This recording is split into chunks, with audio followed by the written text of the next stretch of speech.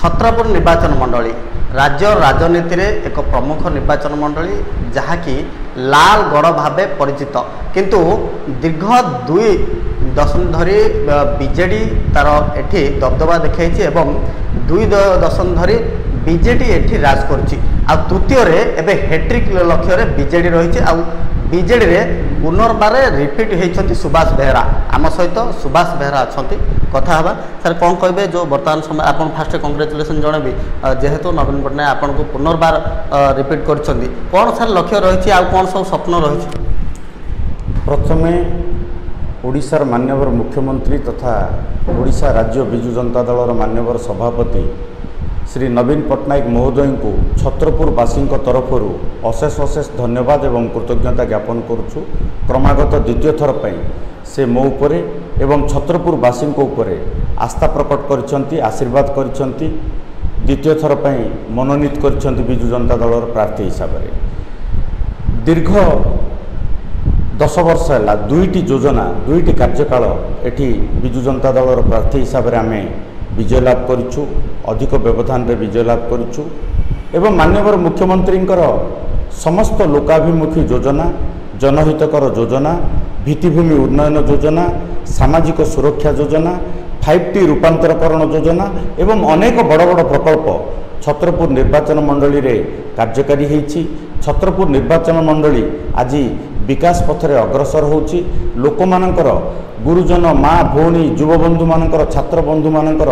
समस्तंकर माननीय मुख्यमंत्री उपरे आस्था और गभीर विश्वास रही से विश्वास को पाथेय करिकी आमे 2024 साधारण निर्वाचन लोकों को पाखक जीवु भोट आशीर्वाद आमे मागिबू एवं आमे 2019 तुलन में आउरी बड़ व्यवधान रे आमे बिजु जनता दलर प्रार्थी हिसाब से मु सांसद प्रार्थी हिसाब से श्री भृगु बक्सीपात्र विजय लाभ करिबू। हैट्रिक लक्ष्य बीजेडी रही कौन कौन सब मुद्दा रही लोकों पाखक जाऊँच लोकों सहित मिशुंट निर्वाचन माहौल अच्छी केमी सब रेस्पॉन्स मिलूँ मान्यवर मुख्यमंत्री दूरदृष्टि संपन्न नेतृत्व रे आज छत्रपुर निर्वाचन मंडली रे अनेक बड़ बड़ प्रकल्प कार्यकारी होती। उदाहरण स्वरूप तांपरार रूपांतरकरण होती छत्रपुर सहरर सौंदर्यकरण होती PHD बहु प्रतीक्षित PHD रास्ता निर्माण काम सरी गंजाम एवं छत्रपुर ब्लॉकर संपर्कर सेतु द्वितीय बिजु सेतु निर्मित होती गंजाम ब्लॉक छत्रपुर पर मेगा पानीय जल प्रकल्प कार्यकारी होती बहुदिन लोकंकर बहुदिनर आशा आकांक्षा को पूरण करने पूर्वक माननीय मुख्यमंत्री कंसारीगंड प्रकल्प को अनुमोदन करछंती तार कार्य आरंभ होईची। आमर जलसेचन पर हीराधार बाटी एवं जयमंगल केनाल सिस्टम उन्नतीकरण पर अनुदान देइचंती हुमा सुखहाटर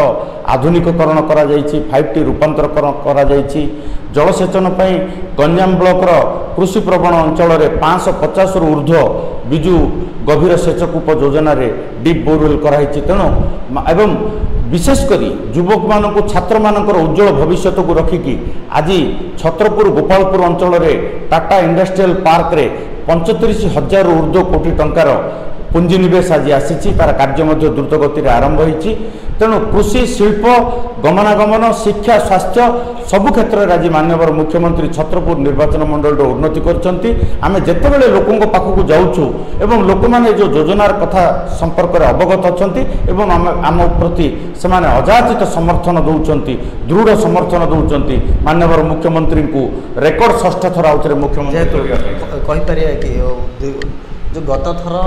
भोट हार अपेक्षा एथर भोट हार कौन रही आशा करमी भोट हार बढ़िबार आशा अच्छी ना भोट हार मार्जिन केमी रही आशा कर वर्तमान निश्चित भाव में छत्रपुर निर्वाचन मंडली रे भोटर संख्या वृद्धि पाई विशेषकर नूतन युव एवं छात्र भोटर संख्या वृद्धि पाई माननीय मुख्यमंत्री नुआ ओ कार्यक्रम युव ओडिशा नवीन ओडिशा कार्यक्रम माध्यम आज युव छात्र गोष्ठी अनुप्राणित होती आगामी दशंधि होची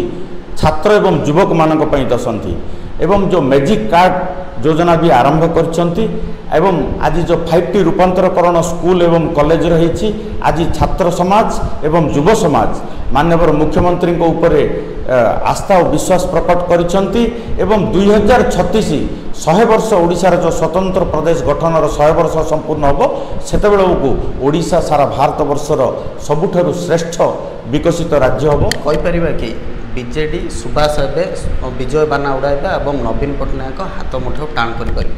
ନିଶ୍ଚିତ ଭାବରେ ଆମେ ହେଉଛୁ ମାନ୍ୟବର ନବୀନ ପଟ୍ଟନାୟକଙ୍କର ସିପାହୀ ଏବଂ ଆମେ ହେଉଛୁ ସୈନିକ ଏବଂ ଆମେ ହେଉଛୁ ତାଙ୍କର ପ୍ରତିନିଧି। ନିଶ୍ଚିତ ଭାବରେ ସାଂସଦ ପ୍ରାର୍ଥୀ ପାଇଁ ଏବଂ ବିଧାୟକ ପ୍ରାର୍ଥୀ ପାଇଁ ଦୁଇଟି ଭୋଟ ସଂକୋଚନରେ ଲୋକମାନେ ମେ 13 ତାରିଖରେ ଦେବେ। ଆମେ ଏକ ରେକର୍ଡ ବ୍ୟବଧାନରେ ଛତ୍ରପୁର ନିର୍ବାଚନ ମଣ୍ଡଳୀରୁ ବିଜେଡିର ବିଜୟ ବାନା ଉଡ଼େଇବୁ। ମାନ୍ୟବର ମୁଖ୍ୟମନ୍ତ୍ରୀଙ୍କୁ ଆମେ ଷଷ୍ଠ ଥର ମୁଖ୍ୟମନ୍ତ୍ରୀ ଭାବରେ ଅଭିଷିକ୍ତ କରାଇବୁ। ନା କଥା ହେଉଥିଲେ ସୁବାସ ବେହେରାଙ୍କ ସହିତ ତାଙ୍କର ଯେଉଁ ଲକ୍ଷ୍ୟ ରହିଛି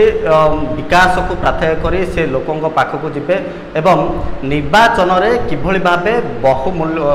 ଭୋଟ ବ୍ୟବଧାନରେ ଜିତିବାର ଆଶା ରଖିଛନ୍ତି। ଗଞ୍ଜାମରୁ Rabindra Nayak report, news 18 local.